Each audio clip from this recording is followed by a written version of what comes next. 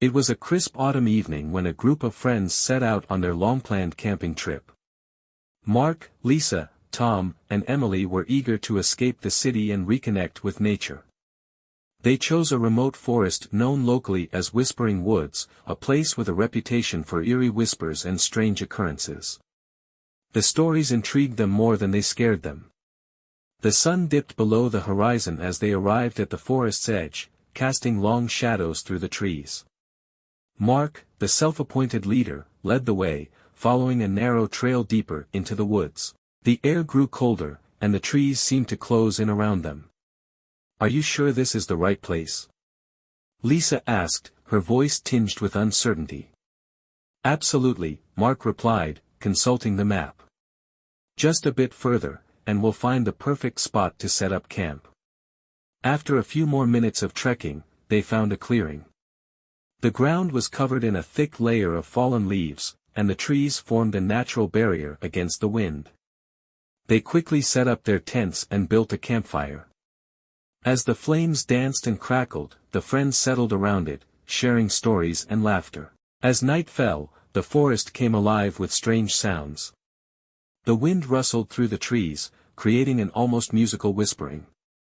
At first, they dismissed it as natural, but the whispers grew louder and more distinct. "Did you hear that?" Emily asked, her eyes wide. "It's just the wind," Tom said, though he didn't sound convinced.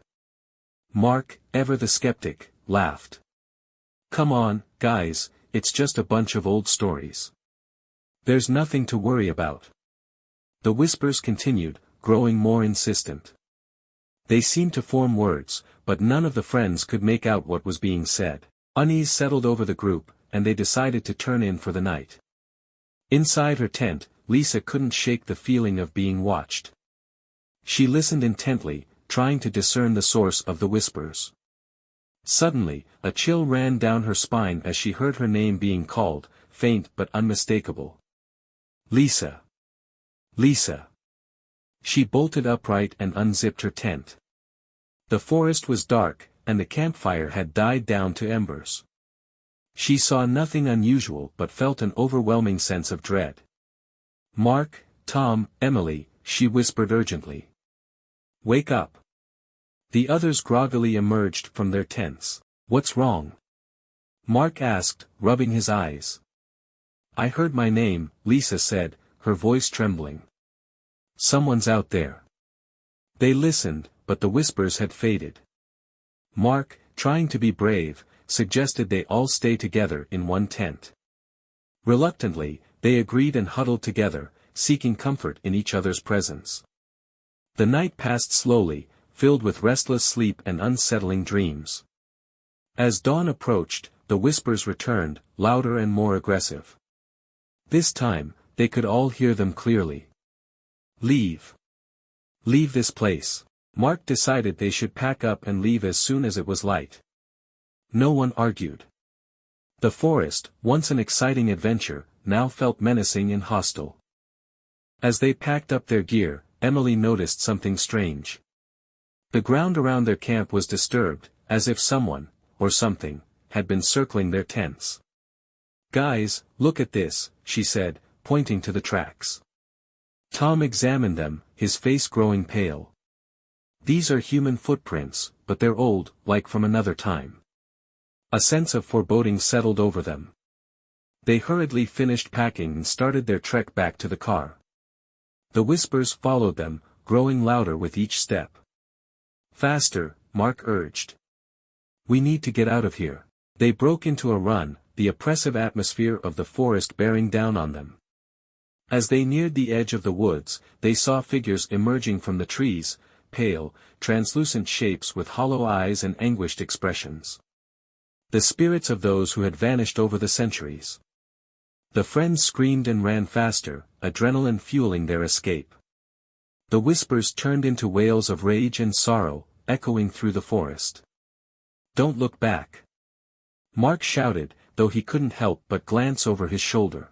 The spirits were right behind them, their ghostly forms flickering in and out of view. They burst out of the forest and into the clearing where their car was parked. Panting and shaking, they piled into the vehicle. Mark fumbled with the keys, his hands trembling, and finally managed to start the engine. They sped away, leaving the whispering woods behind. As they drove in silence, the reality of what they had experienced began to sink in. The whispers, the footprints, the spirits, all of it was real. They had escaped, but the memory of the forest's malevolent presence would haunt them forever. Back in the safety of their homes, the friends tried to return to their normal lives, but the experience had changed them. They couldn't forget the whispers, the feeling of being watched, and the sight of those lost souls. Mark, the skeptic, found himself researching the history of whispering woods, uncovering tales of disappearances and tragedies dating back centuries. Lisa and Emily struggled with nightmares, hearing their names called in the dead of night. Tom, ever the rational one, tried to explain it away but couldn't deny the fear that lingered. One day, Mark called the group together. "We need to go back," he said, his voice resolute. "Are you crazy?" Lisa exclaimed. "We barely made it out alive." "Hear me out," Mark said. "Those spirits are trapped. Maybe we can find a way to help them move on." Reluctantly, they agreed. Armed with knowledge and determination, they returned to Whispering Woods. This time, they were prepared with supplies for a ritual they had discovered in Mark's research, meant to communicate with and release trapped spirits. As they entered the forest, the whispers resumed, but now the friends listened with understanding. They reached the clearing where they had camped before and began the ritual, following the ancient instructions precisely. The air grew colder, and the whispers intensified. Ghostly figures appeared, watching them with a mix of curiosity and hope. Mark, holding an old, weathered book, recited the incantation. "Spirits of the woods, we hear your cries. We seek to free you from this curse." The ground trembled, and a blinding light enveloped the clearing. The friends felt a wave of energy pass through them, and then, as quickly as it had begun, it was over.